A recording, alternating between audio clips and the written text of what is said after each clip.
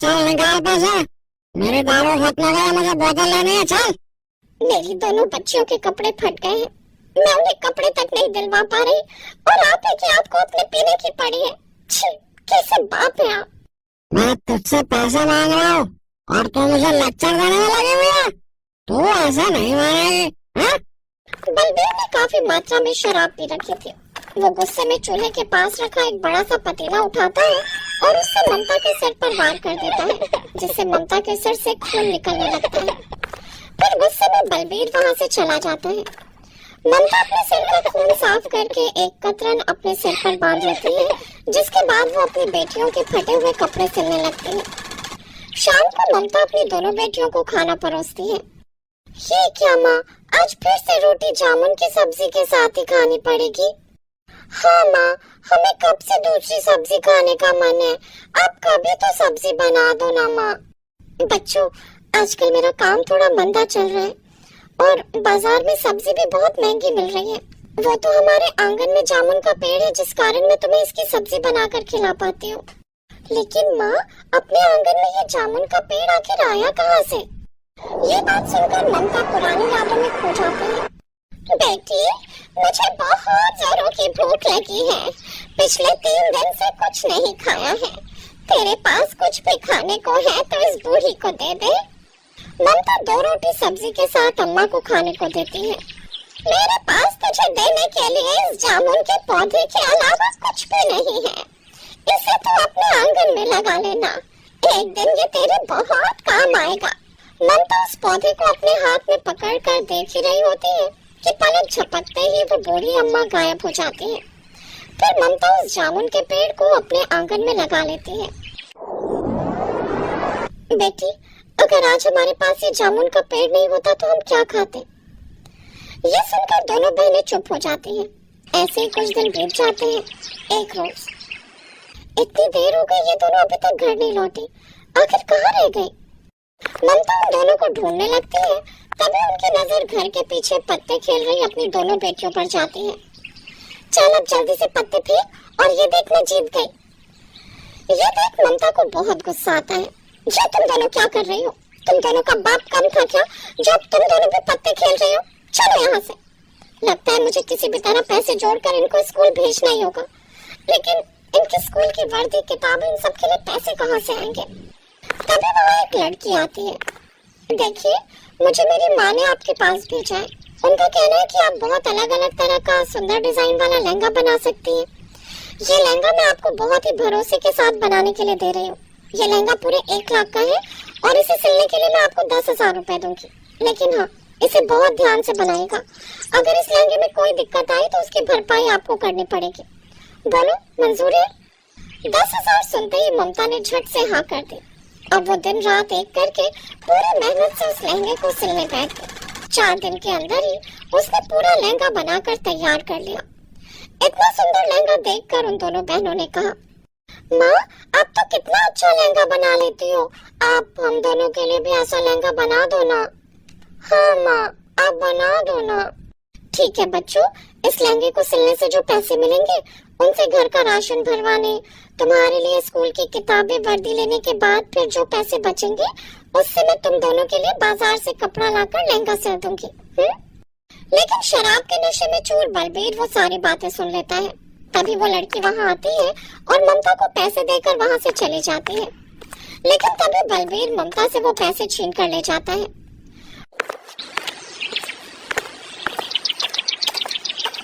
वो पैसे मुझे दे दीजिए, उनसे मुझे अपनी बेटियों का एडमिशन करवाना है, उनके लिए लहंगे बनाने के लिए कपड़ा लाना है।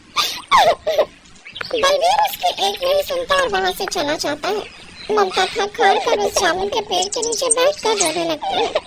तभी उस पेड़ से एक जामुन आकर उसकी गोद में गिरता है।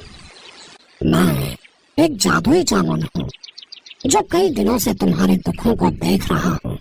मेरे इन जामुनों से तुम अपनी बेटियों के लिए लहंगे बनाकर तैयार कर सकती हो। वो ना तो कभी फटेगा और ना ही खराब होगा, और ना ही इस पेड़ से ये जामुन कभी खत्म होंगे। इतना कहते ही उसके सामने जामुनों का ढेर लग जाता है। फिर ममता पेड़ के नीचे सिलाई मशीन लाकर उसकी छांव में बैठकर अपनी दोनों बेटियों के लिए जामुन के लहंगे बनाकर तैयार कर लेती है, जो कि दिखने में बहुत ही सुंदर लग रहे थे। फिर अपनी दोनों बेटियों को पहनाती है। उन जामुन के लहंगों को देख दोनों बहनें बहुत खुश होती हैं और खुशी से आंगन में झूम रही होती है। सड़क किनारे से गुजर रहे लोगों की नजर जब उन लहंगों पर जाती है तो वो भी ममता के पास ऑर्डर देने आने लगते हैं और एडवांस के तौर पर उसे पैसे दे जाते हैं। बलबीर फिर से जैसे ही ममता से पैसे छीनने आता है, बहुत परेशान कर लिया तुमने अपनी पत्नी और बच्चों को। अब मैं तुम्हें नहीं छोड़ूंगा। नहीं नहीं, इन्हें कुछ मत करो, ये जैसे भी ये मेरे पति है। ममता, मैंने तुम्हारे साथ कितना गलत किया, लेकिन इन सब के बाद भी तुम मेरे बारे में सोच रही हो। सचमुच तुम बहुत अच्छी हो। मुझे माफ कर दो और जाते ही फिर तुम भी मुझे माफ कर दो। अब मैं अपने परिवार को कोई दुख नहीं दूंगा और हमेशा के लिए शराब छोड़ दूंगा। उस दिन के बाद बलबीर शराब छोड़ देता है और वो कुछ ही दिनों में काफी अमीर हो जाते हैं और वो सब खुशी खुशी एक साथ रहने लगे। उसके पिता दिन रात मेहनत करते, फिर भी उनकी गरीबी दूर नहीं होती थी। मोहन की माँ भी घर घर जाकर सफाई बर्तन का काम करती, लेकिन इससे भी वो 2 वक्त की रोटी ही जुटा पाते थे। मोहन के दिल में एक सपना था। वो चाहता था कि वो भी एक दिन ट्रेन में बैठकर दुनिया देखे, लेकिन उसकी गरीबी उसके सपने के आड़े आती थी। उसके दोस्त हमेशा ट्रेन के सफर की बातें करते। मोहन अपने दोस्तों की बातें सुनता तो उसका मन दुखी होता। माँ, बापू, मुझे भी ट्रेन का सफर करना है। मेरे सारे दोस्त ट्रेन में घूमने जाते हैं। मोहन बेटा, तेरे बापू अभी थके हुए हैं, अभी उन्हें आराम से बैठने तो दे। मोहन रोने लगता है, उसकी आंखों में आंसू आ जाते हैं। अरे रोने क्यों लगा? ऐसे रोते हैं क्या? ठीक है, मैं सेठ जी से कल बात करता हूँ, फिर हम ट्रेन में घूमने चलेंगे। ठीक है? अच्छा, अब रोना बंद कर मेरे राजकुमार बेटा। मोहन खुश हो जाता है। उसे उम्मीद थी कि उसके पिता सेठ जी से बात करेंगे और वो ट्रेन में घूमने जाएगा, पर ऐसा कुछ नहीं हुआ। अगले दिन जब रामू ने सेठ जी से इस बारे में बात की तो सेठ उसे सुनाने लगा। अरे ये तुम हम जैसे अमीरों के साथ क्यों बैठ रहे हो भाई? ट्रेन में घूमना है, बच्चे को घुमाना है। अरे ये सब बातें छोड़कर पैसा कमाने पर ध्यान दे, तभी तेरा घर रात का चला जलेगा, समझा? ट्रेन में बच्चे को घुमाने का सपना छोड़ और हकीकत में आकर काम कर। अभी कोई पैसे नहीं मिलेंगे, समझा? मुझे काम करने दे। रामू को पता था कि ऐसा ही होगा, सेठ उसे पैसे नहीं देगा। मोहन एक बार फिर दुखी हो जाता है। एक दिन मोहन खेल खेल में कागज की ट्रेन बनाने लगा और कुछ ही देर में उसने बहुत सुंदर कागज की ट्रेन बना दी। मोहन इस ट्रेन से खेलने लगा, तभी उसके कुछ दोस्त वहाँ खेलते हुए आए और उस पर जोर जोर से हंसने लगे। जब असली ट्रेन में बैठने को नहीं मिला तो तूने कागज की ट्रेन बना दी। ये भी सही है, तेरे बापू तुझे असली ट्रेन में नहीं बैठा सकते क्योंकि तू गरीब है। अब तो इस कागज की ट्रेन में बैठा करना और जगह घूम कर आ। आज देखते हैं तेरी कागज की ट्रेन तुझे कहाँ ले जाती है। बच्चे मोहन के कागज की ट्रेन का खूब मजाक बनाते हैं और अपने पैरों से दबा दबा कर उसे तोड़ देते हैं और वहाँ से भाग जाते हैं। मोहन बहुत रोता है। वो अपने कागज की ट्रेन जो भी फट चुकी थी उसे लेकर घर से दूर एक पेड़ के नीचे जाकर बैठ जाता है और बहुत रोता है। मेरी कागज की ट्रेन टूट गई, मैंने बहुत मन से बनाई थी, मैं असली ट्रेन में भी नहीं बैठ पाया, इसलिए तो मैंने अपने लिए कागज की ट्रेन बनाई थी। मैं क्यों सब दोस्तों की तरह ट्रेन में नहीं बैठ सकता? मुझे भी ट्रेन में बैठना है। सब दोस्त मेरा मजाक बनाते हैं कि मैं कभी भी ट्रेन में नहीं बैठा। पापा ने भी मना कर दिया कि उनके पास पैसे नहीं है। मोहन जोर जोर से रोने लगा। वो जिस पेड़ के नीचे बैठा था उस पेड़ के ऊपर एक जिन्न सो रहा था।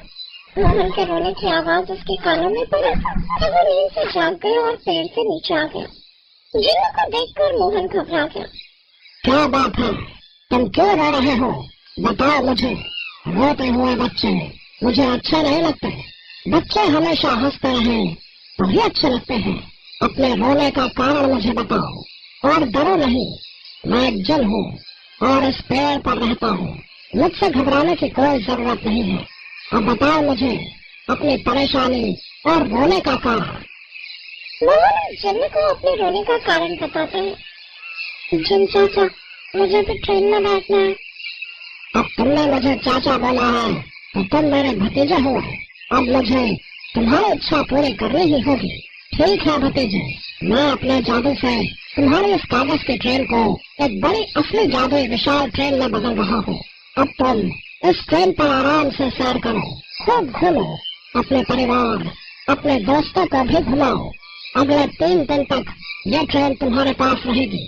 तुम इस ट्रेन को जहाँ जहाँ बोलोगे ये तुम्हें वहीं लेकर जाएगी, और अगले 3 दिन तक तुम इस ट्रेन की खूब सवारी करो।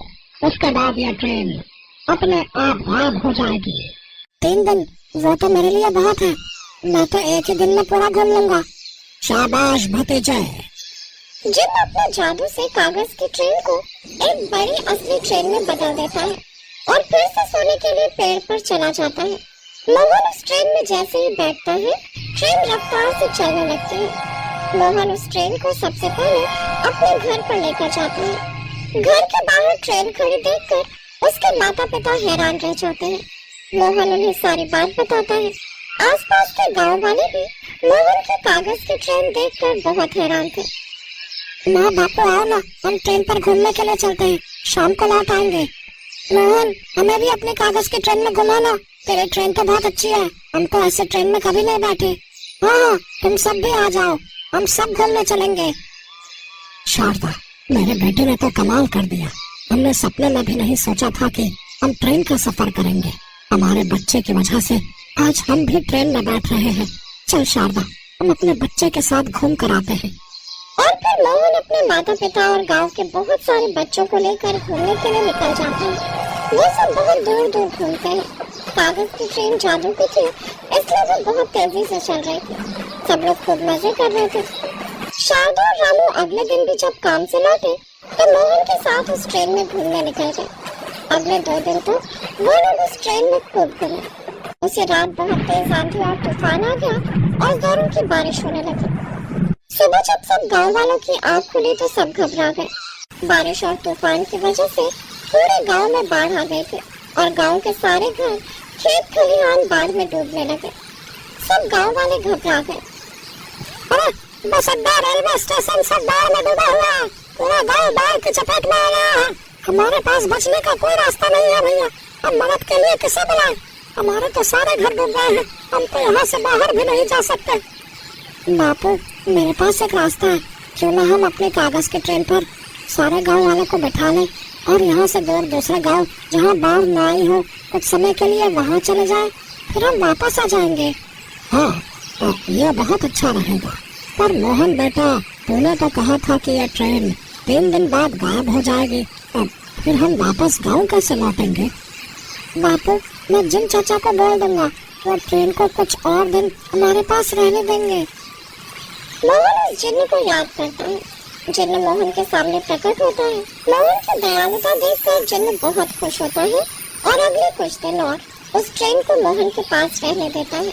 धीरे धीरे करके रामू और मोहन सभी गांव वालों को उस कागज की बड़ी विशाल ट्रेन में बिठाते जाते हैं। पूरा गांव उस कागज की ट्रेन में बैठ गया। बस एक जमींदार का परिवार ही रह गया था। जमींदार के पास भी बचने का कोई रास्ता नहीं था, इसलिए वो भी अपने परिवार के साथ उस ट्रेन में बैठने आ गया। जमींदार अपने ऊपर बहुत शर्मिंदा था, क्योंकि उसने रामू के कहने पर भी उसे ट्रेन के सफर के लिए पैसे नहीं दिए थे। और आज वही जमींदार कागज की ट्रेन में बैठकर अपनी जान बचा रहा था। सब गांव वाले बहुत खुश थे, क्योंकि मोहन की कागज की ट्रेन की वजह से उनकी जान बच गई। कुछ दिनों बाद जब गांव से बाढ़ का पानी उतर गया, तब सब गांव वाले उसी ट्रेन में वापस लौटे। उसके बाद वो ट्रेन गायब हो गई। जमींदार को अपनी गलती का एहसास था। आज उसका परिवार मोहन की कागज की ट्रेन की वजह से ही बचा था, इसलिए उसने अब रामू पर अत्याचार करना और उसे परेशान करना छोड़ दिया। अब वो उसे उसकी मजदूरी के अच्छे पैसे भी देने लगा। मोहन का कागज की ट्रेन का सफर एक यादगार सफर बन गया, जिसे वो उम्र भर नहीं भूल सकता था। लो उठ गए लाड साहब, वक्त देखा है आपने? सुबह के 10 बज चुके हैं और ये महाशय अब अपने कमरे से बाहर निकल रहे हैं। सॉरी पापा, वो रात में नींद जरा देर से आई मुझे। अच्छा तो जरा हमें भी तो पता चले कि बरखुरदार ऐसे कौन से असाइनमेंट में बिजी थे। क्या आप भी सुबह सुबह मेरे बेटे के पीछे पड़ गए? अगर मैं इसके पीछे नहीं पड़ा ना तो ये दुनिया में सबसे पीछे रह जाएगा। अरे इसकी उम्र में मैं कितनी मेहनत करता था पता भी है। ओहो, अब छोड़िए ना ये सब, चलिए जल्दी से नाश्ता कर लीजिए। बात को टाला मत सरिता। इसके उम्र के सैकड़ों नौजवान मेरी फैक्ट्री के बाहर अपना बायोडेटा लेकर खड़े रहते हैं कि एक छोटी सी नौकरी मिल जाए वहाँ। और एक ये है, शुक्र मनाओ बेटा कि तुम ओम प्रकाश खुराना के बेटे हो, वरना। बस बहुत हो गया जी, रोज रोज ये सब ठीक नहीं लगता। मैं समझाऊंगी उसे। अब बात खत्म कीजिए और नाश्ता कर लीजिए।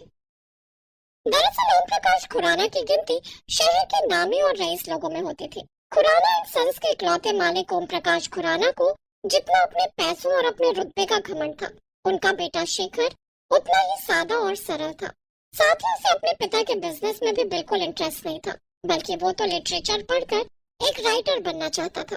ओम प्रकाश के जाते ही शेखर की माँ ने उससे कहा, देख बेटा, तू पापा की बातों को दिल से ना लगाना, वो तेरे भले के लिए कहते हैं। अब अगर तू उनके साथ फैक्ट्री जाएगा, काम वाम सीखेगा, तभी तो हमारी फैक्ट्री और बड़ी होगी, और फिर मैं तेरी शादी शहर के सबसे अमीर खानदान की बेटी से करूंगी। बस फिर उसके बाद ना तुझे मेहनत करनी पड़ेगी और ना ही मुझे, समझा? मॉम, आप भी कमाल हो, आप तो मेरी शादी में भी बिजनेस और पैसा ढूंढने लगी। हाँ तो खुराना परिवार के इकलौते बेटे की शादी ऐसी ही किसी से भी थोड़ी ही हो जाएगी। शेखर अपनी माँ की बात सुनकर हंसा और फिर घर से बाहर जाने लगा। कहाँ जा रहे हो शेखर? कुछ नहीं माँ, दोस्त से मिलने जा रहा हूँ, फिर वहाँ से लाइब्रेरी जाऊंगा। शेखर अपने दोस्त सूरज से मिलने जा रहा था, जो कॉलेज में उसका क्लासमेट था। दोनों उस दिन एक रेस्टोरेंट में मिले। तभी शेखर की नजर बगल वाली टेबल पर बैठी एक लड़की पर पड़ी। वो लड़की बला की खूबसूरत थी और शेखर चाहकर भी उस लड़की के चेहरे से अपनी नजरें नहीं हटा पा रहा था।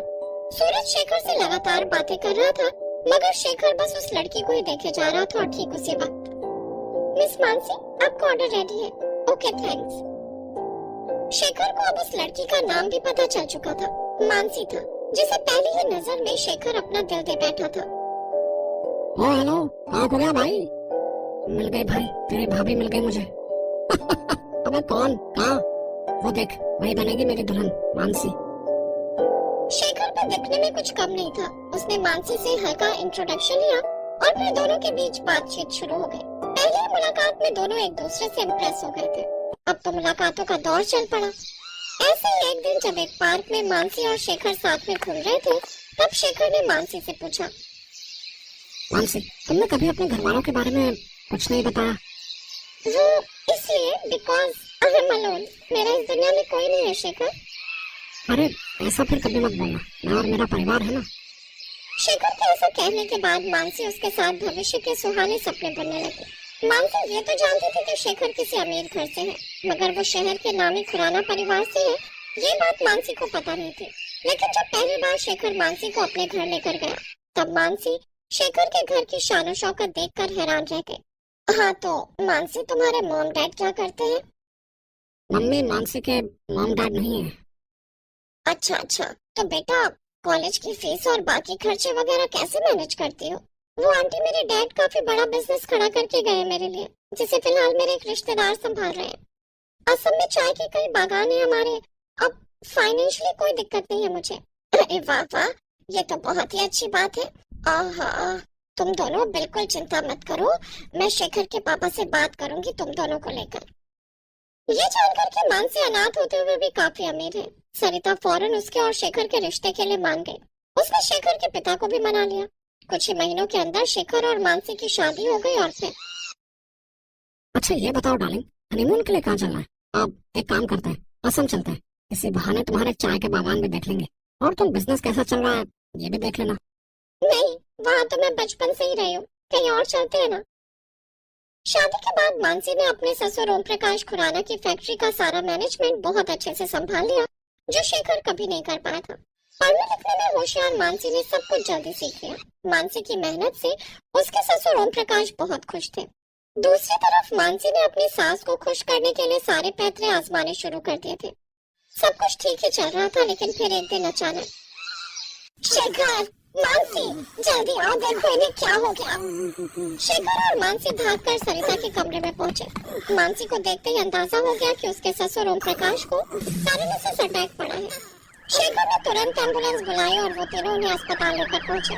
ओम प्रकाश अब डॉक्टरों की निगरानी में थे और उनका लंबा इलाज चलने वाला था। फैमिली बिजनेस की पूरी जिम्मेदारी अब मानसी पर आ गई थी। इसी बीच मानसी को पता चला कि उसके ससुर ने एक काफी बड़ा बिजनेस लोन लिया हुआ था, जिसके किश्तें वो लंबे वक्त से भर नहीं पा रहे थे और लोन कंपनी की तरफ से लगातार नोटिस आ रहे थे। फैक्ट्री नीलाम होने की कगार पर थी। सरिता और शेखर को जब ये बात पता चली तो उनकी हालत भी खराब हो गई। सरिता लगातार मानसी से उसके मायके के बिजनेस को उसके ससुराल के बिजनेस में शामिल करने को कहती रही, लेकिन मानसी हर बार बात को टालती रही। फिर एक दिन जब मानसी सुबह सुबह अकेली कहीं जाने के लिए निकली तो सरिता ने उसका पीछा किया और फिर कुछ दूर जाकर जब मानसी अपनी गाड़ी से उतरकर झुग्गी बस्ती में बने एक टूटे फूटे मकान के अंदर चली गई तो सरिता हैरान रह गई। वो उस मकान की खिड़की के पास जाकर अंदर की बातें सुनने की कोशिश करने लगी और फिर, माँ, पिताजी देखिए मैं आ गई। अरे मानसी बिटिया, कैसी हो? दामाद जी नहीं आए? नहीं माँ, मैंने अपने ससुराल में भी कुछ बताया नहीं है कि हम यहाँ रहते हैं, पर धीरे धीरे मैं उन्हें सब कुछ बता दूंगी। फिर एक दिन मैं आपको अपने पूरे परिवार से मिलवाऊंगी, ये वादा है मेरा। दरअसल मानसी के माता पिता ने ना तो उसके लिए चाय के बागान छोड़े थे और ना ही उनकी मौत हुई थी। मानसी एक गरीब घर से थी और शेखर से बेनतहा प्यार करने लगी थी। उसे खो देने के डर से उसने अपने बारे में इतना बड़ा झूठ बोला। मानसी की सच्चाई जानकर सरिता का पारा बहुत गर्म था, लेकिन वो वहाँ से बिना कुछ कहे वापस अपने घर चले गए और मानसी भी कुछ देर बाद फैक्ट्री चली आई। फैक्ट्री में उस दिन बहुत चहल पहल थी। शाम को मानसी का मूड बहुत अच्छा था। जब वो घर पहुंची तो उसके हाथ में मिठाई का डब्बा था, लेकिन दरवाजे से अंदर घुसते ही, वही रुक जा, मेरे घर की चौखट पार करने की तेरी औकात नहीं है धोखेबाज। तुमने मुझसे भी झूठ बोला मानसी, क्यों? मानसी को समझने में देर नहीं लगी कि उसका सच अब किसी से छिपा नहीं था और घबराहट में उसके हाथ का मिठाई का डिब्बा नीचे जमीन पर गिर गया। ये मिठाई हमारी बर्बादी की खुशी में लाई है ना, तूने ही बर्बाद किया है हमें। मानसी को सफाई दे पाती उससे पहले सरिता ने एक सूटकेस मानसी की तरफ बढ़ाते हुए कहा, ये पकड़ और निकल जाए यहाँ से और दोबारा कभी अपनी शक्ल मत दिखाना हमें। डिवोर्स के कागज तेरी उस झोपड़ी में पहुँच जाएंगे, समझी? और हाँ, धोखा देकर जो मेरे बेटे की जिंदगी तूने बर्बाद की है ना, उसका हिसाब पुलिस आकर लेगी तुझसे और तेरे उन मक्कार फटीचर माँ बाप से भी। मानसी बहुत भारी मन से अपना सामान लेकर वहाँ से चली गई। सरिता और ओम प्रकाश भड़के हुए थे और शेखर बहुत दुखी था। लेकिन अगली सुबह कुछ ऐसा हुआ जिसके बारे में किसी ने सपने में भी नहीं सोचा था। जिस लोन कंपनी से ओम प्रकाश ने लोन लिया हुआ था, उससे जुड़ा एक आदमी ओम प्रकाश के घर पहुंचा और फिर, मिस्टर खुराना, ये रही आपके लोन की एनओसी। पर ये कैसे? अरे मानसी मैडम ने आपको कुछ नहीं बताया क्या? उन्होंने शहर के बिजनेस टाइकून वडानी ग्रुप से एक बहुत बड़ी डील साइन की है। उस डील का एडवांस पेमेंट सीधे हमें ट्रांसफर किया गया है, तो नाउ यू कैन रिलैक्स। अब आप पर हमारा कोई अमाउंट पेंडिंग नहीं है। ओम प्रकाश खुराना खुश भी थे और हैरान भी। तभी उनका फोन बजा। फोन उनके फैक्ट्री के मैनेजर का था। गुड मॉर्निंग सर, वो मानसी मैडम से बात करनी थी। उनका फोन स्विच ऑफ है और वो अभी तक ऑफिस भी नहीं आई। मुझे बताओ क्या बात है? सर, वडानी ग्रुप के 2 कंसाइनमेंट हमने पहले पहुंचा दिए हैं। वो हमारे प्रोडक्ट की क्वालिटी से बहुत खुश हैं और उनकी तरफ से नए ऑर्डर भी मिल गए हैं। ये सब मानसी मैडम की मेहनत है सर, वरना हम सब तो हिम्मत ही हार बैठे थे। फोन रखते ही ओम प्रकाश की आंखों से आंसू गिरने लगे। उन्होंने सब कुछ शेखर और सरिता को बताया। ये सच था कि मानसी ने खुद के बारे में झूठ बोलकर गलती की थी, लेकिन उसकी मंशा कभी गलत नहीं थी। ये अब जाकर शेखर और उसके परिवार को समझ आया था। अब सब कुछ फिर से ठीक होने वाला था, क्योंकि शेखर और उसका परिवार सब कुछ भुलाकर एक बार फिर अपनी बहू को पूरे सम्मान के साथ उसके घर वापस लाने के लिए निकल पड़ा था। अरे वो देखो आ गए बोना बोनी। इन दोनों को देखकर वो कहावत सच लगती है, राम मिलाए साड़ी। लेकिन वो लोगों की बातों को अनसुना करते। कुछ महीने बाद साधना गर्भवती हो गई। ये खुशखबरी मिलते ही जगदीश बहुत खुश हुआ। अब उसने साधना को काम पर जाने से रोक लिया। साथ ही वो साधना का खूब ख्याल रखता था, लेकिन कहीं न कहीं उन दोनों के मन में हमेशा एक डर बना रहता था, कहीं हमारा आने वाला बच्चा भी हमारी तरह बौना। नहीं साधना, तुम ये सब विचार अपने मन से निकाल दो। अरे जरूरी तो नहीं हर गूंगे का बेटा गूंगा हो, उसी तरह हर बौने का बेटा बौना ही निकले। ऐसे समय बीता और 9 महीने बाद साधना ने एक बड़े और प्यारे बेटे को जन्म दिया, जिसे देखकर डॉक्टर ने कहा, आप दोनों घबराइए मत, जैसा आप सोच रहे हैं कुछ भी नहीं होगा। आपके बच्चे में उसके दादा दादी के जीन्स आए, जिस कारण उसकी हाइट आपकी तरह नहीं होगी। ये सुनकर वो दोनों बहुत खुश हुए। आज तक सब हमारे बौनेपन का मजाक उड़ाते थे, लेकिन अभी हमारा बेटा आ गया उन सबका बदला लेने के लिए। वो दोनों उसका नाम आयुष रखते हैं। दोनों मिलकर उसकी खूब अच्छे से परवरिश करते हैं। ऐसे कई साल बीत गए। आयुष अब अपनी कॉलेज की डिग्री लेकर एक कंपनी में नौकरी करने लग जाता है। साधना और जगदीश अब अपने बेटे की शादी के बारे में सोचते हैं। लड़का तो आपका दिखने में सुंदर है और हाइट भी अच्छी है, लेकिन ये आपका बेटा बिल्कुल नहीं लगता। कहीं ऐसा तो नहीं इसे भी आपने गोद लिया है? जैसा आप सोच रहे हैं ऐसा कुछ नहीं है, ये हमारा ही बेटा है। मेरे भाई और उनके बच्चे भी लंबे हैं, इसके दादा दादी भी लंबे थे। मेरे और मेरे पत्नी जैसे लोग कई पीढ़ियों में एक दो ही जन्म लेते हैं। देखिए, हमारी बेटी को आपका बेटा पसंद तो आ गया था, फोटो देखते, लेकिन एक बात बताइए, कल को इनके बच्चों में भी कहीं आप दोनों के जीन्स आ गए तो? बेटे की तस्वीर के साथ साथ अगर आप अपनी भी तस्वीर भेज देते तो यहाँ तक आने की आपको जहमत ही नहीं उठानी पड़ती। बस बहुत हुआ, बहुत कर लिया आपने मेरे माँ बाप की बेइज्जती। अब आप क्या इनकार करेंगे? हमें ही नहीं करनी ऐसे घर में शादी। चलो माँ पापा।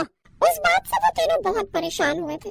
वो वापस घर आ गए। माँ पापा, आज के बाद कोई शादी का रिश्ता मैं नहीं देखूंगा, और अगर जबरदस्ती करेंगे तो मैं कभी शादी नहीं करूंगा।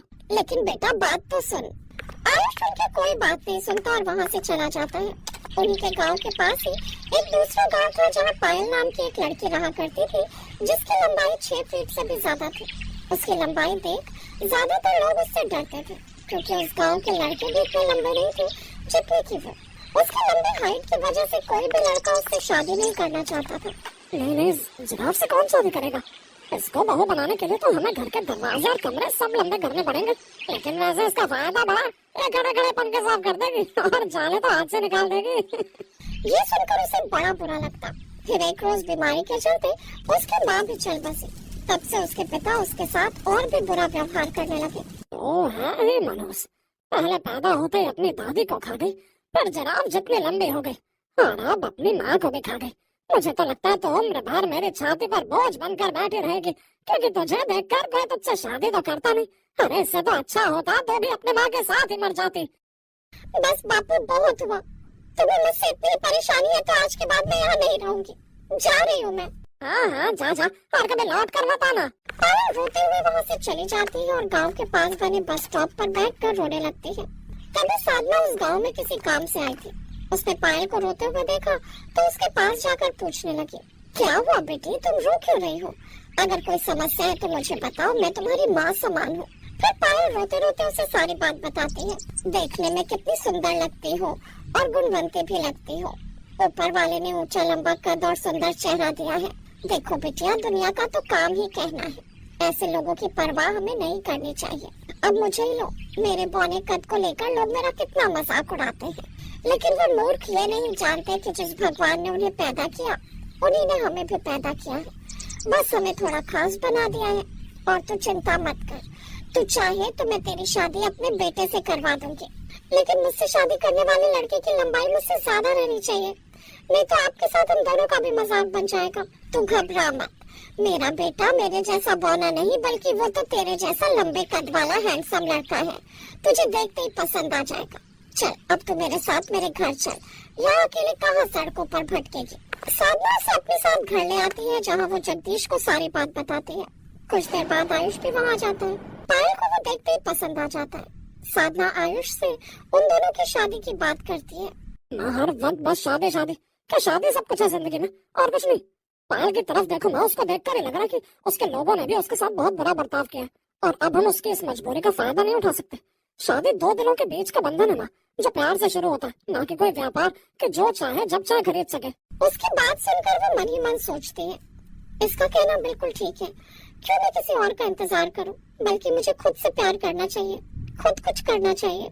आयुष और लड़कों से अलग था, ये देखकर पायल बहुत खुश होती है और वो मन ही मन उसको चाहने लगती है। अब पायल उन्हीं के घर में रहने लगती है और कुछ बनने की सोचती है। वो 12वीं पास थी। एक रोज, पायल, पुलिस भर्ती के लिए तुम्हें अप्लाई करना चाहिए।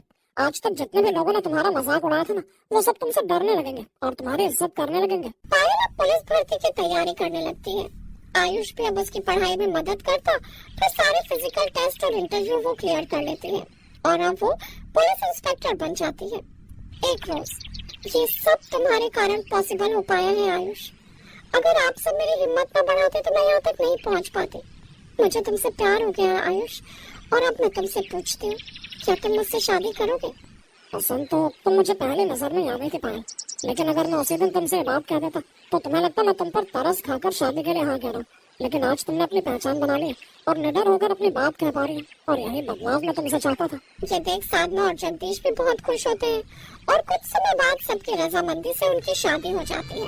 और मोहल्ले की औरतें दोनों सास बहू को देखकर बातें बनाती। वाह, क्या सास बहू की जोड़ी बनाई है ऊपर वाले ने, बानी सास की लंबी बहू। ये देख दोनों सास बहू मुस्कुराती हैं। है ना हमारी कमाल की जोड़ी, सुहांती। वाह, तुम्हारा घर तो बड़ा खूबसूरत है, चलो आज तुम्हारे घर की चाय पीते हैं। अरे नहीं नहीं, क्या कहा तूने मुझे अपने घर आने के लिए मना किया।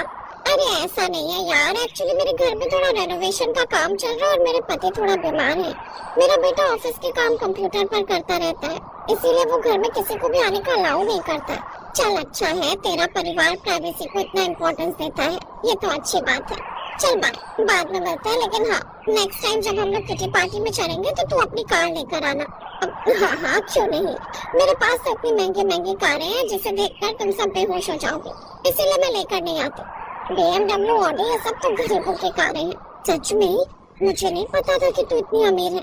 इतनी अमीर होने के बावजूद तूने हम जैसे लोगों से दोस्ती की, सल्यूट है तुझे, बहुत डाउन टू अर्थ है तू। चल मैं चलती हूँ, मेरे हस्बैंड का फोन आ रहा है। Okay bye. वो बूढ़ी औरत अपने घर के अंदर तब तक नहीं घुसी जब तक उसकी सहेली अपनी कार लेकर वहाँ से चली नहीं गई। जैसे वो बूढ़ी औरत अपने घर का दरवाजा खोलकर घर के अंदर घुसी तो घर के अंदर का माहौल बिल्कुल बेकार था। अंदर की दीवारें मिट्टी की थी। उसका बूढ़ा पति फटे पुराने कपड़े पहनकर खटिया पर लेटा था और खांस रहा था। अरे क्या हुआ आपको? मैंने कितनी बार कहा है कि ठंडी में बाहर मत जाया करो, लेकिन तुम मेरी बात मानते ही नहीं। राकेश अभी तक घर नहीं आया क्या? अरे आता ही होगा, बेचारा दिन भर इतनी मेहनत किया करता है। तभी राकेश सूट बूट पहन कर घर आ गया। उसने जब अपने ऊपर के कपड़े उतारे, पूरे शरीर पर चूना लगा हुआ था क्योंकि वो पुताई का काम करता था। मैं इस बार बहुत अच्छा काम मिला मुझे, बहुत बड़ी बिल्डिंग का काम चल रहा है, हर दिन के 300 रुपए मिल जाते हैं और ये काम 1 साल तक चलता रहेगा। ये तो बहुत अच्छी बात है बेटा, इसी बात पर अब जल्दी से तेरी शादी तय कर देते हैं। तेरे पिता कह रहे थे कि जीते जी बहू का चेहरा देखने चाहते हैं। पिताजी को छोड़ो, मैं खुद शादी के लिए उतावला हो रहा हूँ, इसीलिए तो इतना अच्छा काम पकड़ा। हजारों कंपनियों में ट्राई कर चुका हूँ, नौकरी तो लगनी नहीं है। कुछ दिनों बाद राकेश की शादी हो गई। वो जब अपनी बीवी अनीता के साथ घर आया तब अनीता उसका घर बाहर से देखकर खुशी से फूली नहीं समाई, क्योंकि बाहर से उसका घर देखने में बिल्कुल लग्जरी लगता था। राकेश तुम्हारा घर तो बहुत अच्छा है, मेरी किस्मत अच्छी है कि मेरी शादी बहुत अमीर खानदान में हुई है। अरे एक बार तुम अंदर तो चलो, अंदर का नजारा देखकर तुम हैरान हो जाओगे। अनीता जब अंदर गई तो वो वाकई हैरान हो गई, क्योंकि अंदर से तो बिल्कुल झोपड़पट्टी जैसा लग रहा था उसका घर। लेकिन फिर भी उसने कुछ नहीं कहा, क्योंकि अनीता खुद भी एक गरीब घर की लड़की थी। उसकी पहली रसोई थी, इसलिए वो मिट्टी के चूल्हे पर खाना बनाने लगी। तभी उसने अपनी सास से कहा, सासू माँ यहाँ नमक तो है ही नहीं, सरसों का तेल भी नहीं है। अरे बेटा राकेश, जल्दी से पास वाले दुकान से 100 ग्राम नमक और 250 ग्राम सरसों का तेल लेते आना, और उससे बोल देना कि ये तेल सिर में लगाने के लिए ले जा रहा हूँ। हाँ माँ, मुझे पता है। राकेश गांव के बाहर एक किराने की दुकान पर गया और वहाँ से थोड़ा सा नमक और थोड़ा सा सरसों का तेल लेकर आ गया। अनीता ने सबके लिए खाना बनाया, सबने पेट भर कर खाया, सभी को खाना बहुत पसंद आया। अगले दिन अनीता की सास के पास उसकी सहेलियों के फोन आने लगे। यार हमें कहीं से पता चला कि तूने अपने बेटे की शादी कर दी, तूने हमें बहू से मिलवाया भी नहीं, हम सब अभी तेरे घर आ रहे हैं। अरे नहीं नहीं, मैंने तुझे बताया था ना, हम लोग प्राइवेसी का बहुत ध्यान रखते हैं। तुम सब लोग आरबी पार्क में मिलो, मैं वहीं पर अपनी बहू को लेकर आ रही हूँ। फोन काटने के बाद अनीता की सास ने अनीता से कहा, अनीता तेरे पास जो सबसे अच्छी साड़ी है वो पहन ले, मैं भी तैयार हो जाती हूँ। मेरी कुछ सहेलियाँ तुझसे मिलना चाहती है। और हाँ एक बात याद रखना, घर से बाहर निकलते ही गाँव में किसी को भी ये नहीं लगना चाहिए कि हम सब गरीब हैं, सबको यही लगना चाहिए कि हम सब अमीर हैं। समझ में आया? लेकिन सासू माँ ये सब करने की क्या जरूरत है? हम लोग बाहर से भले ही कितने भी अमीर दिखे, लेकिन अंदर से तो हम सब गरीब ही है ना। इस बात को हमें स्वीकार कर लेना चाहिए, वरना अगर किसी दिन किसी को पता चल गया तो हमारी तो बेइज्जती हो जाएगी। हाँ तो इसीलिए किसी को भी पता नहीं चलना चाहिए, वरना हमारी बेइज्जती हो जाएगी। जल्दी से तैयार हो जा, चलते हैं, वरना वो सब यहाँ आ जाएंगी और सारी पोल खुल जाएगी। अनीता अपनी सास के साथ तैयार होकर घर से निकली। दोनों थोड़ी दूर तक पैदल चली ही थी कि तभी गांव के कुछ लोग उन्हें नमस्कार करने लगे। अरे नमस्कार मैडम जी, आपने हम गरीबों को तो अपने बेटे की शादी में बुलाया नहीं, कम से कम पार्टी ही दे दीजिए। तुम गरीबों के सामने हम लोग इसीलिए कभी बाहर नहीं निकलते, अमीर देखा नहीं कि भीख मांगनी शुरू कर देते हो तुम लोग। अच्छा हुआ तुम लोगों को शादी में नहीं बुलाया। चलो बहू, गरीबों के मुंह नहीं लगते। इतना बोलकर वो अपनी बहू को लेकर वहाँ से निकल गए। इधर गांव वाले उनकी बुराइयां करने लगे। चलो चलो, इन अमीर लोगों के पास तो घमंड के अलावा कुछ होता ही नहीं है। वहीं दूसरी तरफ अनीता अपनी सास के साथ पैदल ही चलती चली जा रही थी। चलते चलते काफी दूर तक वो पैदल ही निकल गए। तभी अनीता ने कहा, सासू माँ कोई ऑटो या टैक्सी कर लेते हैं ना, कब से हम लोग पैदल ही चले जा रहे हैं। अरे बहू, उन चुड़ैलों को पार्टी देनी पड़ेगी, उसके लिए पैसे तो बचाने पड़ेंगे ना। सारा पैसा किराए में लग जाएगा तो वहाँ हमारी बेइज्जती हो जाएगी। खैर, घंटों तक पैदल चलने के बाद अनीता अपनी सास के साथ उस पार्क में मोमोज और पिज्जा लेकर पहुँच गए। यार क्या बताऊं, मेरे नौकर के घर किसी की शादी थी तो वो लोग हमारी कार लेकर चले गए, इसीलिए आने में थोड़ा लेट हो गया। अरे कोई बात नहीं, कोई बात नहीं। और बहू सुना, तुम्हारे पिताजी तो बहुत बड़े बिलियनियर हैं। अनीता को कुछ भी समझ में नहीं आ रहा था कि वो क्या कहे, इसलिए वो चुपचाप बैठी रही। मेरी बहू भले ही एक बिलियनियर की बेटी है, लेकिन संस्कारी बहुत है और शर्मीली भी। उसे खुद की तारीफ करना, अपने परिवार के बारे में बताना बिल्कुल पसंद नहीं है। क्यों अनीता बेटा? जी माँ जी। तो इस तरह अपनी सहेलियों से मिलवाने के बाद वो दोनों फिर से पैदल ही अपने घर वापस आए। अब ये रोज का काम हो गया था। घर के बाहर वो लोग अपने आप को बहुत अमीर दिखाते थे, जबकि अंदर से उतने ही गरीब थे। बड़ी मुश्किल से तो घर चल पा रहा था। भगवान, मैं तो कहता हूँ ये नाटक अब बंद कर दो, बहुत हो गया। अमीर दिखने के चक्कर में घर के सारे पैसे बर्बाद हो गए। मेरे लिए दवाई नहीं आ पा रही है। हाँ माँ जी, ससुर जी बिल्कुल सही कह रहे हैं। दिखावा करने के चक्कर में हमारा बहुत पैसा बर्बाद होता है। इससे पहले कि अनीता की सास कुछ बोल पाती, उतने में कुछ गांव वाले अंदर घुस आए। सिर्फ इतना ही नहीं, उन गांव वालों के साथ अनीता की सास की वही अमीर सहेलियां भी थी। वाह भाई वाह, क्या अमीरी है। अरे हमें तो पहले से ही तुझ पर शक हो गया था। अरे भैया, हम तो इनको बहुत अमीर समझते थे, पर ये तो हमसे भी गरीब निकला। ये पूरा परिवार ही फ्रॉड है। यार तुझे तो मैं कितना अच्छा दोस्त मानती थी, पर तूने हम सबको धोखा दिया। अगर अपनी गरीबी बताकर हमसे दोस्ती करती तो क्या हम तुझसे दोस्ती नहीं करते? तभी गांव वाले और उसकी सहेलियां उसे ताने पर ताने मारी जा रही थी। अनीता की सास की आंखों से आंसू निकल आए। फिर उसने कहा, ये सब कुछ मैंने जानबूझकर नहीं किया, इसके पीछे मेरी मजबूरी थी। कुछ सालों पहले तक हम लोग यहाँ से बहुत दूर किसी दूसरे गांव में रहते थे। वहाँ पर हमें छोड़कर बाकी सब अमीर थे। वहाँ के लोग हमारी बिल्कुल इज्जत नहीं करते थे, यहाँ तक कि अपने घर का कूड़ा करकट हमारे घर में डाल जाते थे। हमें वहाँ भिखारी जैसा महसूस होने लगा। वहाँ कोई हमारा सपोर्ट करने वाला कोई दूसरा गरीब भी नहीं था। इसीलिए उन लोगों ने मिलकर हमें गांव से भगा दिया। मेरा बेटा खंबे की रोशनी में बैठकर पढ़ाई करता था। वहाँ से भी अमीर लड़के उसे भगा देते थे। उस दिन मैंने फैसला कर लिया कि हम जहाँ भी रहेंगे अमीर होने का दिखावा करेंगे, वरना ये दुनिया हमें जीने नहीं देगी। आंटी, बोलो, मेरी माँ बिल्कुल सही कह रही है। हमारे साथ इतना बुरा हुआ ना कि हम सब एक साथ ये दुनिया छोड़कर चले जाने वाले थे, और माँ के इस आइडिया की वजह से ही हम जिंदा हैं। तू मुझे अपनी सहेली बोलती है ना, कम से कम मुझे सच्चाई तो बतानी चाहिए थी। खैर जो भी हुआ जाने दो। राकेश बेटा, हमारी कंपनी में एक मैनेजर की जरूरत है, और तुम मेरी सहेली के बेटे हो, समझदार भी हो, तो तुम मेरी कंपनी को संभालोगे कल से। अगले दिन से राकेश ने उसकी कंपनी ज्वाइन कर ली। राकेश पढ़ा लिखा तो था ही, और नौकरी की तलाश में भी था, जो तलाश भी अब उसकी पूरी हो गई। कुछ ही सालों में वो लोग सच में अंजू और दीपा दोनों पक्की सहेलियां थी। दोनों की शादी एक ही शहर में हुई थी। इस बात से वो दोनों बहुत खुश थे। अंजू जब हनीमून से लौटी तो उसने आते से ही अपनी सहेली दीपा को फोन किया। अंजू कैसे है तू? लौटा है हनीमून से? हाँ दीपा, बस कल शाम को ही लौटे हैं। थकावट बहुत हो गई थी, इस वजह से सुबह तुझे फोन नहीं कर पाई। अब दिन भर सोकर नींद पूरी हुई तो तुझे फोन मिला। बस खाना खाने जा रही थी, सोचा पहले तेरे से बात कर लूं। बहुत दिन से तुझसे बात ही नहीं हुई। और क्या कर रही थी? कुछ नहीं, बस सासू माँ ने राजमा चावल बनाए थे, ऊपर से पापा जी मशहूर हलवाई की कचौड़ी आलू ले आए। बस परोसने वाले थे कि तभी अनिल भी ऑफिस से आते हुए पिज्जा ले आए। अब पिज्जा सबको दे रही हूँ, उसके बाद खाना खाएंगे। एक सेकेंड। हाँ राजेश भैया बोलो। भाभी जी, वो मालकिन ने पानी पूरी और टिक्की मंगवाई थी, वो बोल रही है कि आप भी आकर खा लो। अच्छा ठीक है, मम्मी को बोल दो बस 2 मिनट में आ रही हूँ। और आप वो कल छोले भटूरे जो बने हैं उसका सामान जाकर ले आओ, पैसे पापा जी से ले लेना। सॉरी अंजू, क्या करूँ, घर के सारे जरूरी काम मुझे ही करने पड़ते हैं। तुम्हारे घर में सबको खाने पीने का बहुत शौक है क्या? हाँ, मेरे घर में खाने का तो पूछो मत। रोजाना 7 तरह के पकवान खिला दो मेरे ससुराल वालों को तो। बहुत चटोरे हैं सब, कुछ ना कुछ घर में भी बनता ही रहता है और बाजार से भी आता रहता है।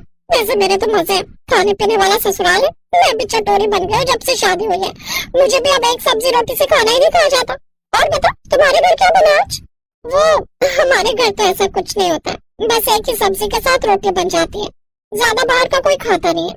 कभी दाल चावल बन जाते हैं, कभी राजमा चावल, कभी छोले चावल, कभी कढ़ी चावल। मतलब बनता एक ही टाइम एक ही चीज है, पर एक सब्जी के साथ दूसरी बहुत कम बनती है। पापा मम्मी भी इतना कुछ खाते नहीं है बाजार का, और अतुल भी बाजार का इतना नहीं खाते हैं।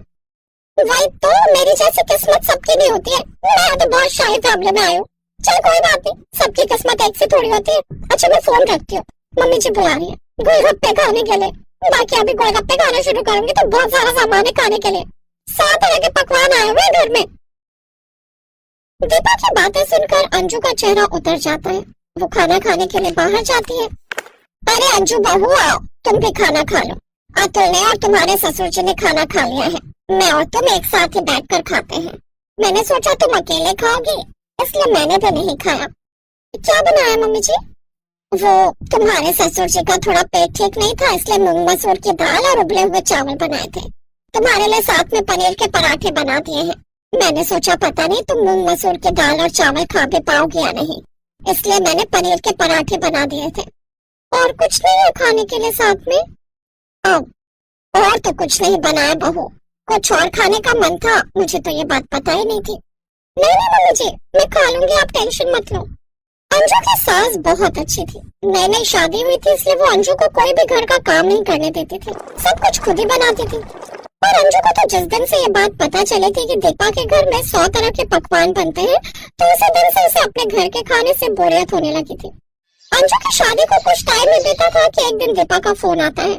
अंजू तुझे एक खुशखबरी देनी है। क्या बात है, मैं मौजी बनने वाली हूँ क्या? अरे नहीं यार, उन सब में तो अभी टाइम है, उन सब के बारे में तो मैंने अभी सोचा ही नहीं है। ये खुशखबरी दूसरी है, चल मैं ही तुझे बता देती हूँ। वो तुम्हारे घर के पास जो नए फ्लैट बने, उनमें से 2 फ्लैट हमने खरीद लिए।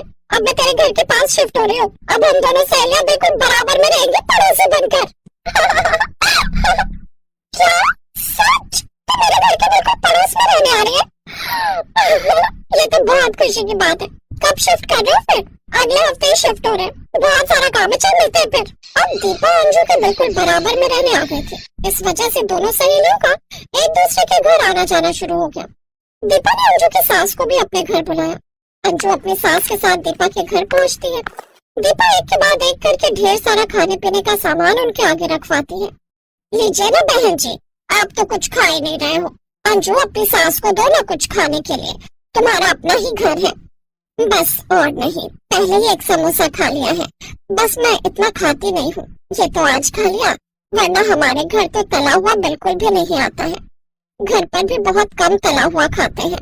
हमारे घर तो खाने पीने का सबको बहुत शौक है, रोज कुछ ना कुछ घर पर भी बनता रहता है और बाजार से भी आता रहता है। दीपा के ससुर जी को भी बहुत शौक है, जब भी दुकान से घर आते कुछ तो कुछ लाते ही रहते हैं।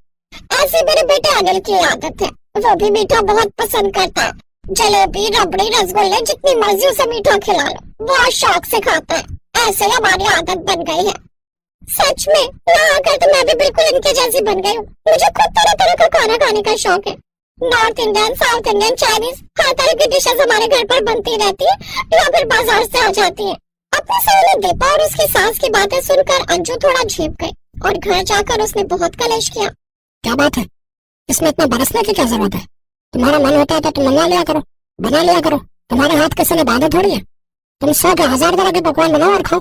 तुमने तो बस दीपा के ससुराल देख ली, जहाँ 100 तरीके के पकवान बनते हैं, तुम उसी के रटे लगा रही हो, पीछे पड़ गए हो तुम तो। अतुल बेटा, ऊंची आवाज में बात मत करो बहू से। अंजू, तुम्हारा जैसा मन है तुम वैसा करो, ये तुम्हारा घर है। जो बनाना है, जो मंगवाना है, वो अपनी इच्छा से किया करो, तुम्हें कोई नहीं टोकेगा। अगले दिन से अंजू ने अपनी मर्जी करनी शुरू कर दी। अब रोजाना ही घर पर भी 1 नहीं 2 सब्जी एक टाइम में बनाने लगी, यानी कि पूरे दिन में 7-8 तरीके का खाना बन जाता था। बाकी वो बाजार का भी बहुत खाने लगी। पूरी तरह से वो दीपा के रंग में रंग गई थी। एक दिन दीपा अपनी सास के साथ अंजू के घर आई। अंजू ने दीपा की नकल करते हुए उसके सामने तरह तरह के ढेर सारे पकवान रख दिए, पर दीपा और उसकी सास ने कुछ भी खाने से मना कर दिया। अंजू, इतना सब कुछ मत रखो, हम कुछ नहीं खाएंगे। क्यों? मैं और मम्मी जी जब तुम्हारे घर जाते थे तुम कितने ढेरों सामान रख देती हो हमारे आगे, और जबरदस्ती खिलाती हो। खाइए ना बहन जी, क्या हुआ? वो आंटी जी हमारे घर में सब बाहर के और घर के तले हुए और मिर्च मसाले वाले खाने का परहेज कर रहे हैं और डॉक्टर ने हमें बाहर का खाना बिल्कुल मना किया हुआ है। हम लोग घर का ही हल्के मिर्च मसाले का खाना खा रहे हैं। अनिल को भी थोड़ी शुगर बताई है, इसलिए उन्होंने भी मीठा बिल्कुल बंद कर दिया है। मैं तो कहती हूँ मीठा और तला हुआ ज्यादा खाना ही नहीं चाहिए। 100 बीमारियां लग जाती हैं 100 पकवान खाने के चक्कर में। हमारी जीभ का क्या है, वो तो स्वाद ढूंढती है, पर अपनी जीभ पर हम खुद ही लगाम लगा सकते हैं। मुझे लगता है अंजू तुम्हारे घर का हिसाब बिल्कुल सही है। सादा खाना खाते हो, बहुत अच्छी बात है। तरह तरह की बीमारियों से दूर रहते हो। आंटी जी हमने तो सोच लिया, हम तो बिल्कुल आप ही की तरह खाना खाएंगे ताकि हम भी बीमारियों से दूर रहें। दीपा और उसके सास की बातें सुनकर अंजू का मुंह बिल्कुल देखने वाला था। वो अपने ऊपर बहुत शर्मिंदा हो रही थी और मन ही मन से अपने ऊपर गुस्सा भी आ रहा था कि उसने अपनी सहेली की नकल क्यों की। आज उसकी सहेली दीपा और उसके ससुराल वाले तो सही रास्ते पर आ गए, पर अंजू ने अपने घर में सारा सिस्टम खराब कर लिया था। उस दिन से अंजू ने भी अपनी सास और परिवार वालों को प्रॉमिस किया कि वो जैसे पहले खाना खाते आए हैं वैसे ही खाएंगे। किसी के देखा देखी अपना रहन सहन बदल कर अपना स्वास्थ्य खराब। किसान, अरे किसान, अरे कहाँ है? ओए राम, आजा भाई, अंदर आजा। क्या कर रहा? मटर पनीर बना रहा हूँ, खाएगा? हाँ सच में? दिखा तो जरा। अबे मूली की सब्जी और रोटी है। अबे हट, मूली की सब्जी कौन खाएगा? हम खाएंगे ना। और तुझे क्या लगा कि मैं सच में मटर पनीर बना रहा हूँ? हाँ मुझे तो यही लगा था। अबे मेरे भोले चंद, हम गरीबों की किस्मत में मटर पनीर कहा। वो तो कभी कभार किसी की शादी में मिल गया तो खा लिया। हाँ यार, पिछली बार पन्नू की शादी में खाया था। सुन ना, तू भी जल्दी से ब्याह कर ले यार। क्या कहा? ब्याह? क्यों भाई? तुझसे मेरी रईसी देखी नहीं जा रही है क्या? अबे तू ब्याह करेगा तभी तो मटर पनीर खाने को मिलेगा। अरे यार, मैं कहाँ से खिला पाऊंगा तुझे मटर पनीर? मेरी हालत तो तू देख रहा। ले देकर बाबा का एक ही छोटा सा खेत तो है, बस उसी से काम चलना है। अभी करके क्या सुख दे पाऊंगा मैं किसी लड़की को? ये कहते हुए किशन अपनी टूटी फूटी झोपड़ी की तरफ देखने लगा। कोई नहीं भाई, तो देखना, कभी तो अपने भी दिन फिरेंगे। अच्छा, और अमीर बनकर क्या करेगा तू? भाई मटर पनीर की लाइन लगा दूंगा। सुबह मटर पनीर, दोपहर में मटर पनीर, फिर रात में भी मटर पनीर। और अगर रात में नींद खुल गई ना गलती से तो फिर से मटर पनीर। अबे बस कर, पूरी दुनिया के मटर और पनीर खत्म करके ही मारेगा क्या? नहीं यार, सच्चे में काश ऐसा होता ना कि एक जादू की छड़ी मिल जाती मुझे कि बस घुमाऊं और मेरी हर मुराद पूरी हो जाती। क्या सोच कर देख मेरा भाई, कितना बढ़िया हो जाता फिर तो। राम की बातों पर उसका बचपन का दोस्त किशन बस हंसता रहा। इसके बाद कुछ बोला नहीं। असल में किशन बहुत गरीब था, तो हालत राम की भी अच्छी नहीं थी। दोनों के खेत आस पास ही थे। कई साल पहले उनके पिताजी एक साथ खेती किया करते थे और अब वो दोनों भी ऐसा ही कर रहे थे। फिर उसी दिन दोपहर में जब दोनों दोस्त अपने अपने खेत समतल कर रहे थे। सुन किशन, अब की बार क्या बोलेगा तू? गेहूं बोलना भाई, गेहूं ही सही है। साथ में कुछ होना हो, रोटी बनाओ और प्याज नमक के साथ खा लो। क्या हुआ? हंस के रहा? मैं सोच रहा हूँ मटर पनीर बना देता हूँ। सही है। सुन, जब उग जाए तो मुझे भी बुला लेना, मैं भी खाने आ जाऊंगा। किशन भले ही पैसों से गरीब था, लेकिन था एकदम जिंदा दिल। कमाल तब हो गया जब उसके खेत में इस बार गेहूं की अच्छी पैदावार हुई। उसने कुछ गेहूं बेच दिए और बाकी अपने लिए रख लिए। फिर एक शाम, ओए काला, यार बहुत दिन हो गए, नाना जी को नहीं देखा, तो बस उनसे मिलने जा रहा हूँ। अच्छा, कब लौटेगा फिर? 2-3 दिनों में आ जाऊंगा। इस बार थोड़ा रुक कर ही आऊंगा।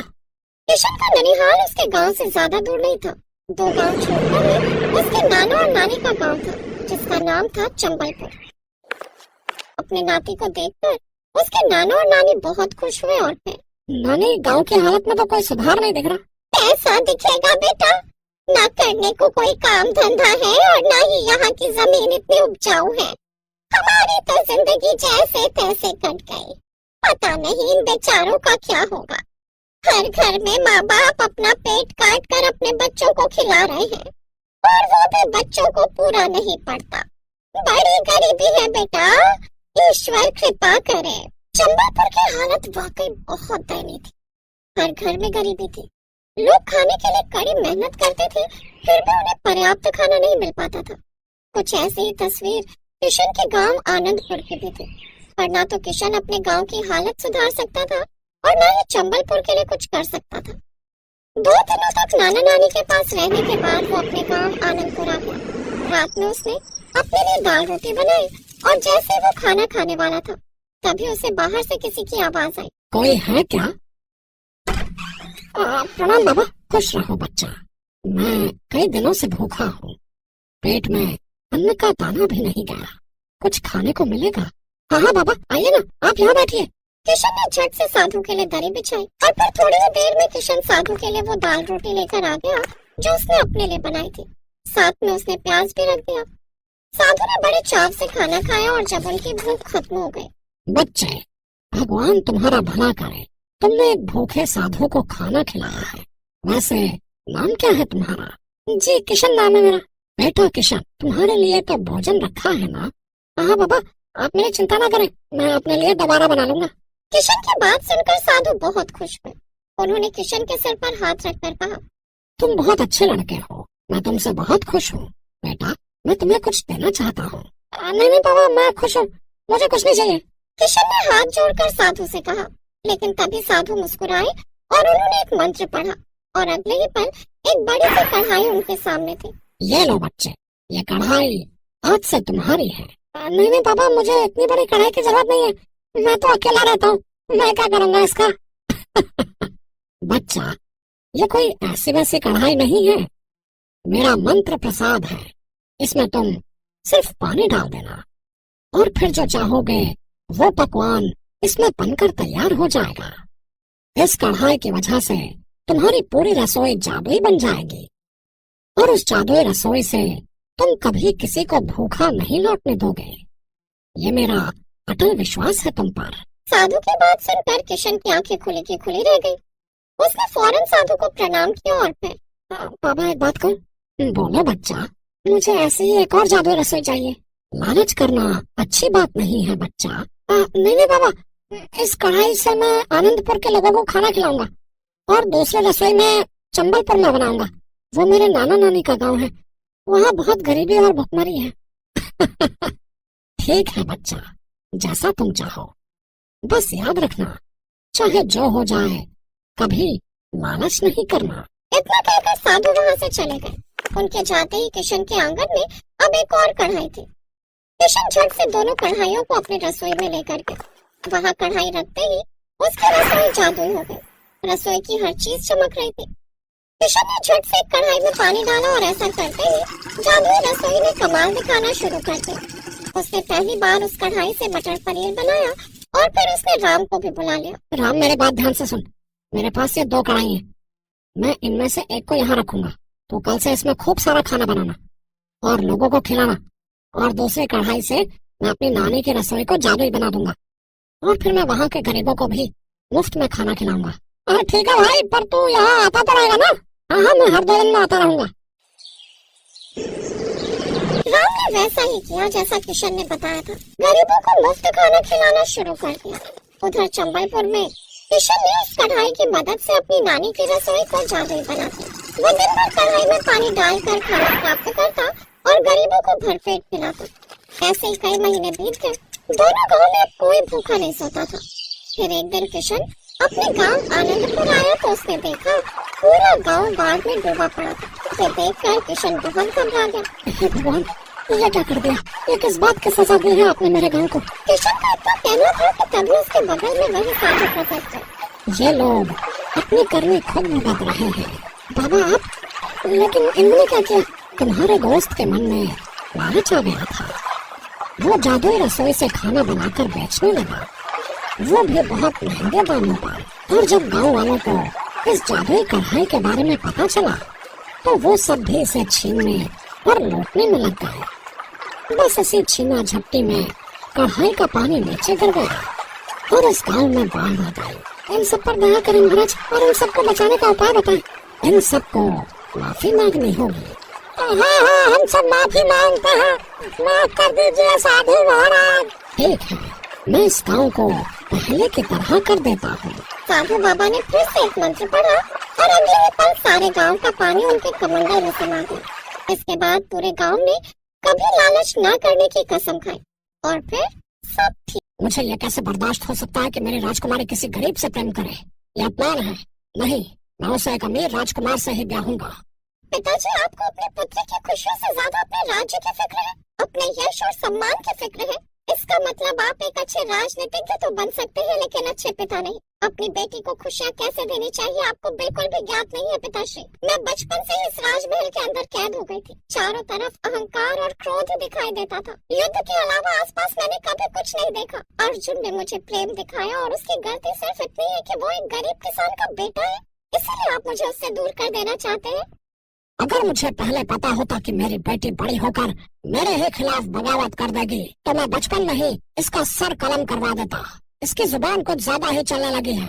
सैनिकों, इसे हमारे पुराने कक्ष में कैद कर दो और बाहर पहरा देते रहना, कहीं धोखे से भाग न जाए।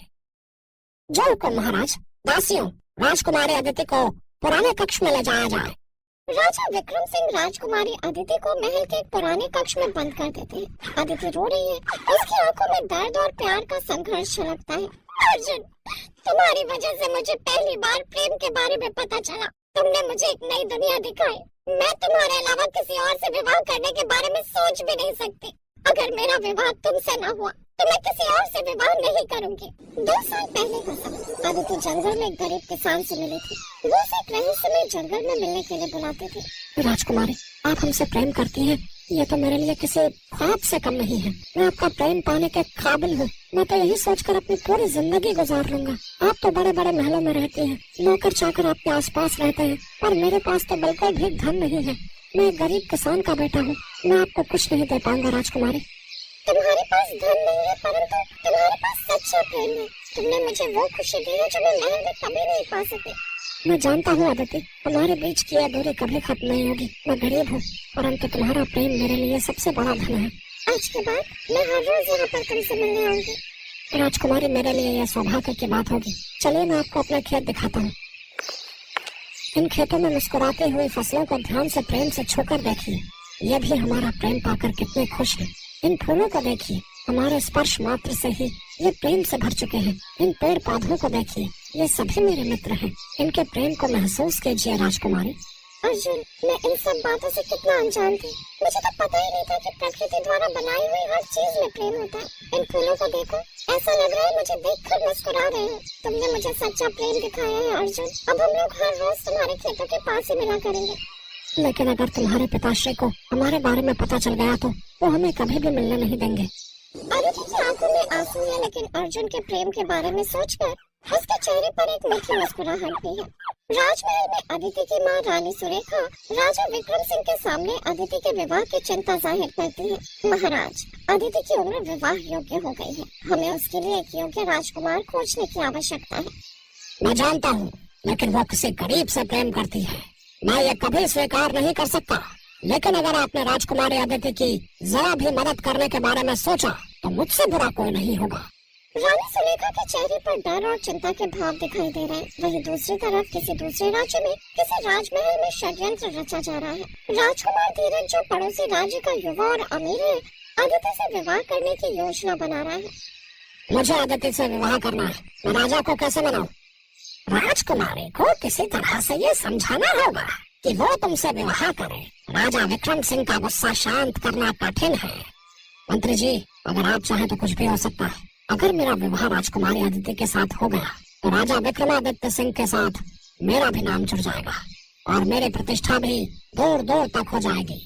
राजकुमार, आपके कहे अनुसार मैंने राजकुमारी अदिति के बारे में पता लगाया तो पता चला कि वो किसी गरीब से प्रेम कर बैठी है। लेकिन फिक्र की कोई बात नहीं है। राजा विक्रम सिंह ने उसे अपने पुराने कक्ष में बंद कर दिया है। वो किसी भी कीमत पर किसी गरीब युवक से राजकुमारी का विवाह नहीं होने देंगे। वो राजा विक्रमादित्य की पुत्री है, हल्के में मत लो उसे।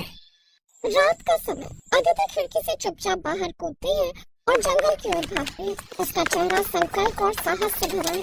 मैं अर्जुन के साथ अपना जीवन बिताने के लिए तैयार हूँ। मुझे अपना प्रेम साबित करना होगा, चाहे जो भी हो। मैं अर्जुन को नहीं छोड़ सकती। अदिति जंगल में अर्जुन को खोजती है, जहाँ वो उसे एक पुराने मंदिर के पास मिलती है। अर्जुन, अर्जुन कहाँ हो तुम? अर्जुन, जहाँ भी हो मेरे सामने आ जाओ। कहाँ हो तुम? आप यहाँ कैसे आई?